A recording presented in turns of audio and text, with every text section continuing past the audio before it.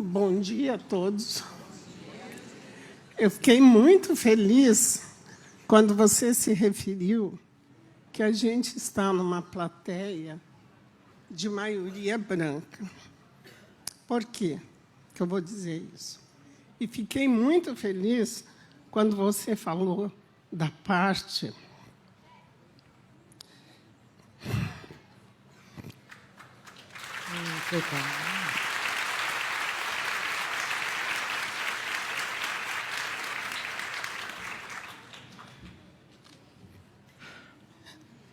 Desculpem.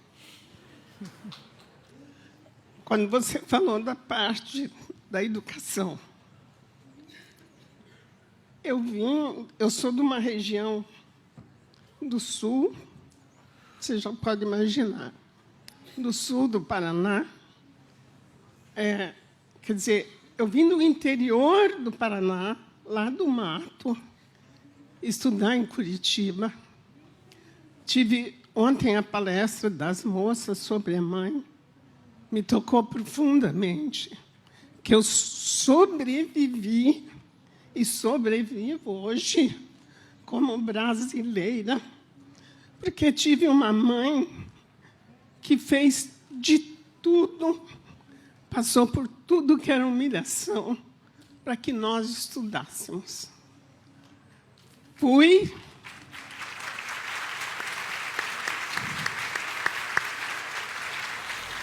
Desculpa que eu estou me estendendo, que é a grande oportunidade da minha vida que os dois e a palestra de ontem me deu para eu poder falar. Fui para um colégio interno aos 5 anos. Ia completar. Porque passavam as freiras, para quem é bem do interior do mato, sabe disso, que tinha um negócio da religião chamado missões. Eles passavam pelas cidades, recolhendo crianças, como se fosse assim, em troca de você ir para esta escola, para estudar. Na verdade, a gente foi para trabalhar. Então, eu trabalhei duro desde os 5 anos. Sou neta de escravos. Aparentemente, a gente teve uma libertação que não existe até hoje.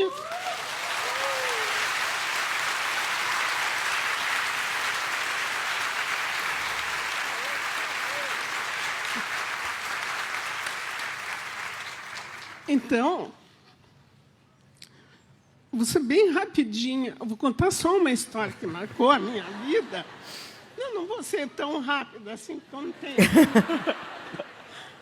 Eu vou contar uma história que marcou a minha vida, que dos 6 anos eu senti a diferença.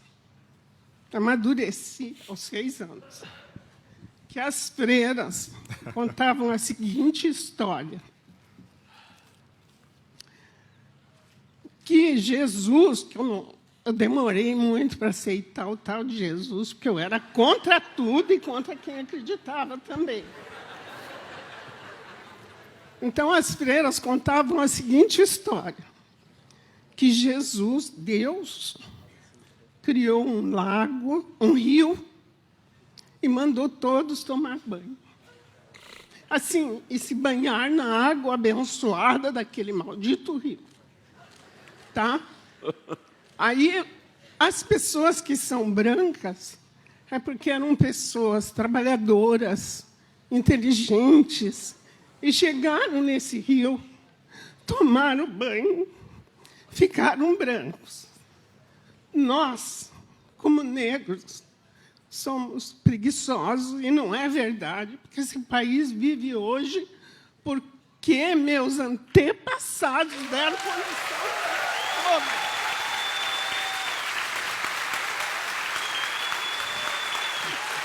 Contar.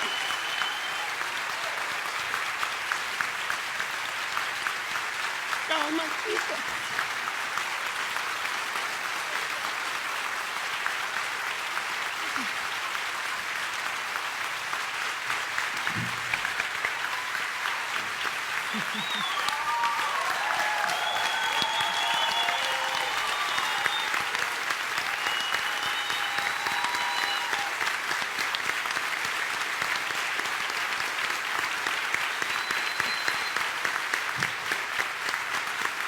Então, nós, como negros preguiçosos, chegamos no final, quando todos tinham tomado banho, o rio só tinha lama. Então, como a gente era preguiçoso, então nós temos a palma da mão clara e a sola dos pés, porque nós só conseguimos tocar as mãos e os pés. Aí você saiu, por isso que a gente tem as palmas da mão e os pés claros. Isso ela explicava, ela contava a história para contar para os brancos como a gente era preguiçoso e não era verdade. Isso não é verdade, porque senão a gente não teria sobrevivido. E eu sou uma sobrevivente pela educação, pela luta da minha mãe, que nunca... Eu era rebelde, eu sempre era rebelde, eu tinha até vontade de matar. Mas a minha mãe falava assim, eu falava, não vou mais para a escola, porque ela tinha que pedir caderno, lápis, lavava roupa para os outros em troca de material escolar. E daí ela dizia assim, eu falava assim, e porque eu tinha que entregar também as roupas na casa, para ajudar minha mãe. Então eu falava assim, não vou mais para a escola. Ela dizia assim para mim, com um gesto que ontem eu me lembrei da palestra das mães, o que você guarda da sua mãe? Ela falava assim, porque se ela falasse não, eu ia contra ela. Ela falava assim, olha bem para a mãe. Olhou. Eu falava, claro que eu estou olhando, porque eu era rebelde, né? Aí ela dizia assim para mim, então, olhou bem, se você quiser ser como a mãe, não vá para a escola. Eu virava com a minha rebeldia, que hoje ela está no outro plano, e eu converso muito com ela e agradeço tudo que ela fez por mim. Aí eu falava assim, igual a senhora, nunca que eu vou ser. Ela falava, só tem um jeito, vai estudar. E eu pegava meu caderninho e saía correndo para a aula, acreditando. Então, eu acho que a gente, como negro, não é querer ser vítima, porque eu não sou. Eu sou grata à minha mãe. E grata também a algumas, com raras exceções, porque quando ela falou do racismo, eu falei para a moça aqui do meu lado, eu falei, ela não está falando de Portugal. Ela está falando do Brasil nos dias de hoje. Né? E por que também, para eu vencer, para eu conseguir trabalhar em Curitiba, que todo mundo acha que Curitiba é cidade europeia, de intelectuais, de coisa nenhuma, vai viver em Curitiba como negro e como morador da periferia, para vocês tirarem esse encanto de Curitiba, disso, daquilo. Não é. Na real, não é. Não é. E é tido como uma cidade evoluída porque é europeia. Porque é uma cidade europeia. Tem as coisas boas em Curitiba. Na realidade, tem. Mas os cotistas negros, índios, sofrem o preconceito dentro das universidades e, o mais ainda, em Londrina, que é uma das maiores cidades do norte do Paraná, que tem grandes universidades, os indígenas perderam a bolsa de R$ 400 de ajuda, porque o nosso governador, meu não, o governador do Paraná cortou a bolsa. Então, eu não quero desistir. E eu fui uma professora muito assim, defensora dos meus alunos, e fui uma pessoa que trabalhou na época da ditadura.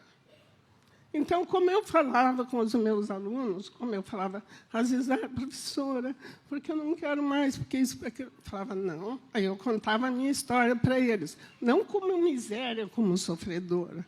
Eu falava como vocês são capazes.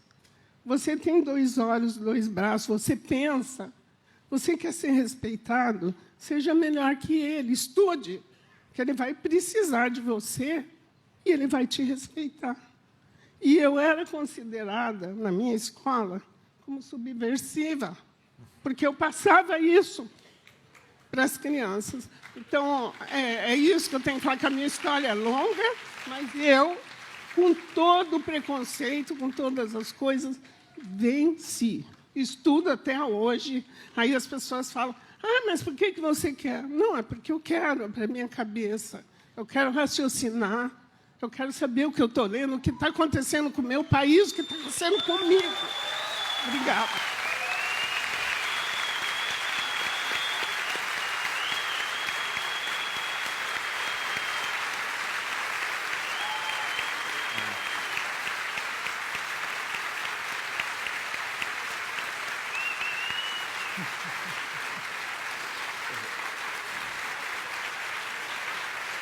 Ela está falando. Como é o nome? Professora, qual é o seu senhora, nome? professora? Como é seu nome, professora? Diva Guimarães. A senhora quer matar a gente, dona Diva? Pelo amor de Deus. Meu coração está aqui assim, pequenininho. Obrigado pela coragem de contar a história. Que bom. E a senhora falou uma coisa muito importante que eu quero falar junto com a senhora aqui. A gente precisa fazer um pacto de investir em educação pública de qualidade. Não podem sucatear a educação brasileira. A escola pública tem que ser valorizada. O professor tem que ser valorizado.